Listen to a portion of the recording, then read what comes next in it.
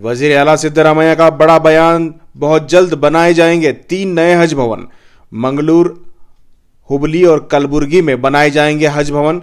कलबुर्गी की एमएलए कनीज फातिमा लगातार मुतालबा कर रही थी कि गुलबर्गा में हज भवन बनाया जाए।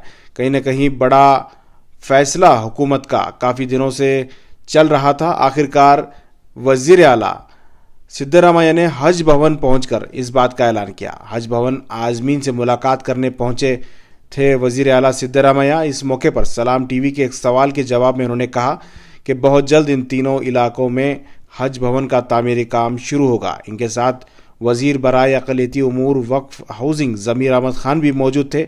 उन्होंने भी यकीन दिलाया कि बहुत जल्द हज भवन के काम शुरू किए जाएंगे। इस मौके पर वजीर हज रहीम खान भी मौजूद थे। कलबुर्गी की एमएलए कनीज फातिमा मौजूद थी और साथ ही सीएम के पॉलिटिकल सेक्रेटरी नसीर अहमद और दीगर अहम लीडरान मौजूद थे।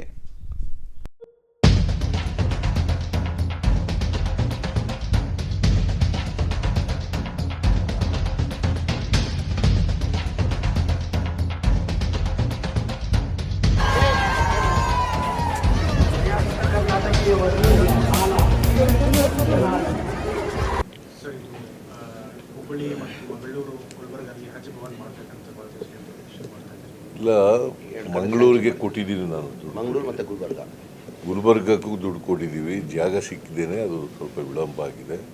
ಮಂಗಳೂರಿನಲ್ಲಿ ಈಗ ಜಾಗ ಗುರ್ತಾಗಿದೆ.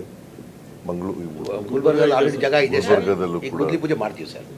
ಈಗ ಈ ಕೋಡ್ ಆಫ್ ಕಾಂಡಕ್ಟ್ ಮುಗಿದ ತಕ್ಷಣ पूजा ಮಾಡ್ತಾರೆ. मंगलूर और गुलबर्गा हज भवन के लिए सीएम साहब बोले हैं जल्द से जल्द उसका उद्घाटन करो और जो भी ऑफिशियली काम का उद्घाटन करो। ऑफिशियली जमीन का कुछ प्रॉब्लम है मंगलूर में, वो भी जल्द से जल्द क्लियर करो बोल के बोले। ಹುಬ್ಬಳ್ಳಿ भी शामिल है उसमें? हुबली पहले डिवीजन वाइज बना रहे, जैसा गुलबर्गा, हुबली, मंगलूर, ऐसा मेन डिवीजन होने के बाद फिर डिस्ट्रिक्ट वाइज आएगा।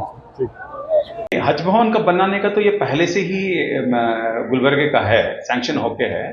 लेकिन उधर क्या है, थोड़ा लैंड का मसला था, वो लैंड का मसला अभी सॉल्व हो गया है। ग्रांट्स का मसला है, वो ग्रांट्स का होने के बाद इंशाल्लाह गुलबर्गा में हो जाएगा।